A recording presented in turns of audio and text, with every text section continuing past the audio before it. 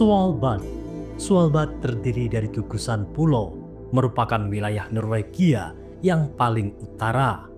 Dengan luas 62.050 km persegi, terletak di pertemuan Samudra Arktik dengan Samudra Atlantik di sebelah utara daratan Eropa, terletak sekitar pertengahan antara pantai utara Norwegia dan Kutub Utara. 60% wilayah Svalbard diselimuti oleh gletser dan salju, sesuai dengan makna kata Svalbard yang berarti pesisir yang dingin.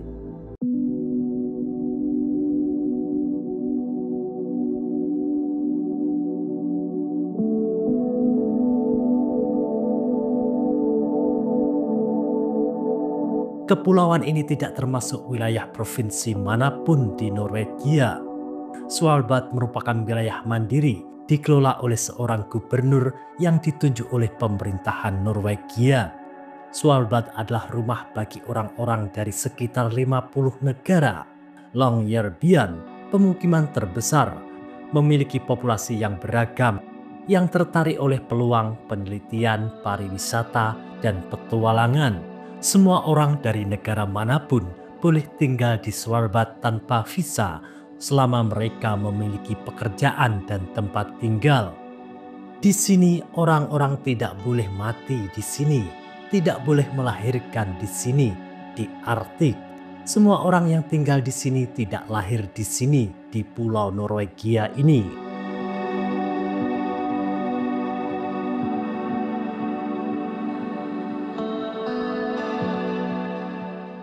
Svalbard selama berbulan-bulan terjebak dalam kegelapan total.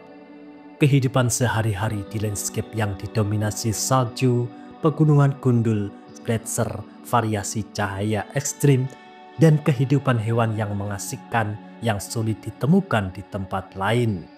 Ini adalah tempat di mana beruang kutub jumlahnya lebih banyak daripada manusia.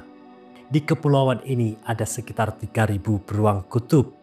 Jumlah tersebut melebihi jumlah manusia yang hanya sebanyak 2.926 jiwa.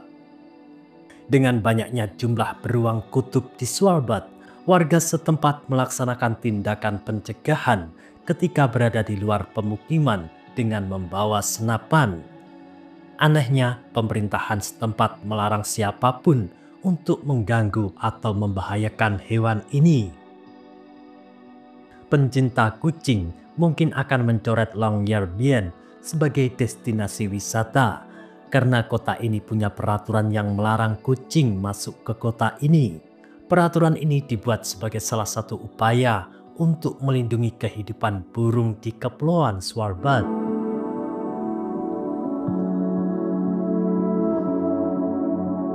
Svalbard adalah di mana matahari tidak terbit selama berbulan-bulan di musim dingin, tetapi menolak untuk tenggelam selama musim panas. Artinya di Svalbard gelap total 24 jam selama musim dingin dan terang 24 jam selama musim panas.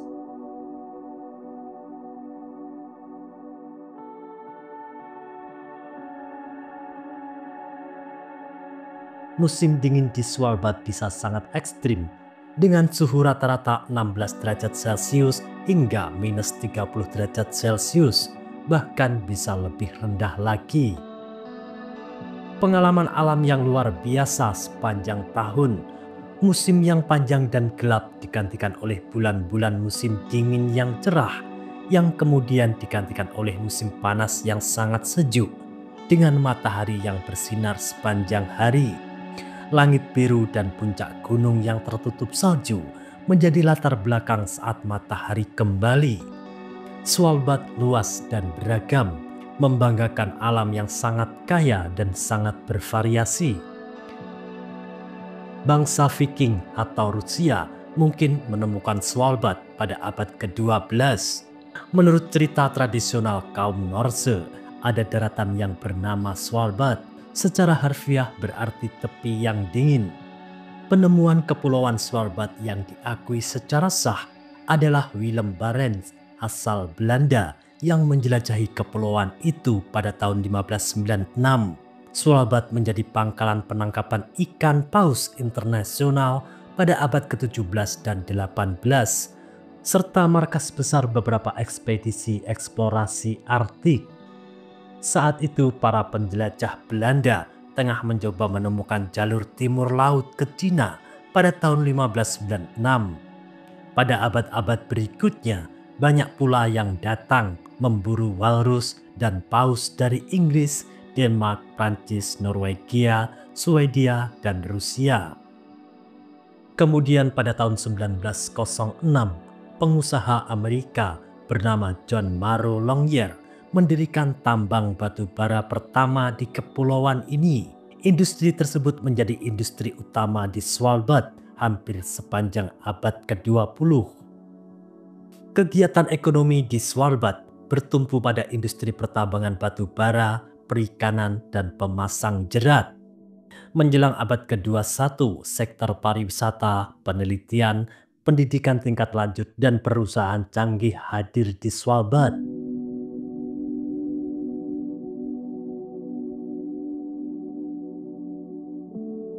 Meskipun terbuka bagi siapapun untuk tinggal, Svalbard sendiri bukan tempat yang paling ideal.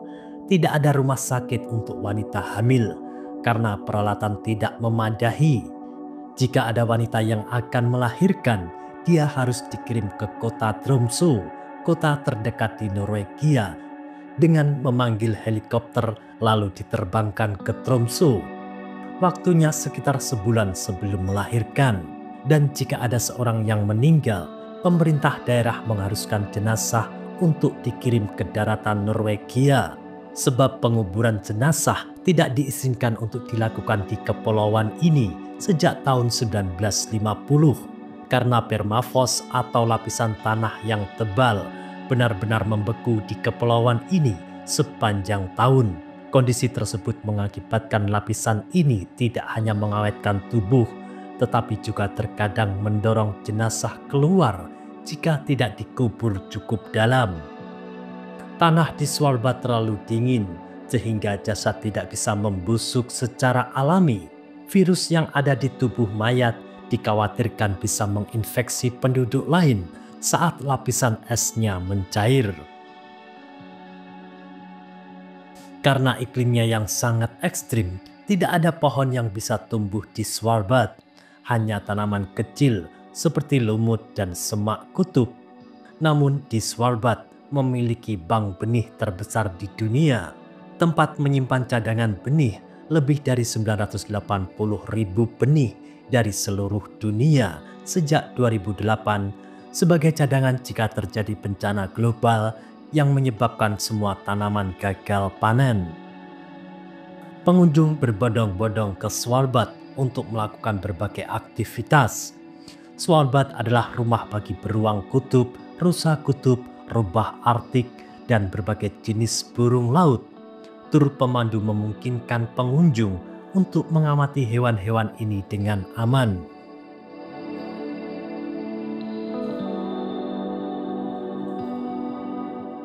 Di akhir musim gugur hingga awal musim semi, langit gelap Svalbard menawarkan salah satu kesempatan terbaik untuk menyaksikan aurora borealis.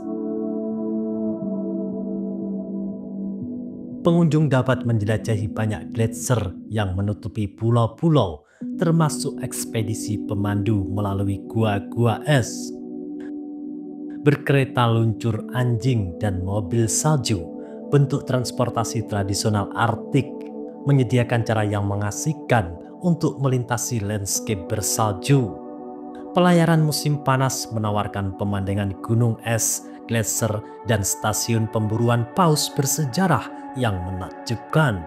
Svalbard adalah tujuan yang benar-benar unik yang menawarkan pengalaman Arktik yang tak tertandingi, baik itu pemandangan alam yang dramatis, satwa liar yang mempesona, atau perpaduan budaya yang menarik.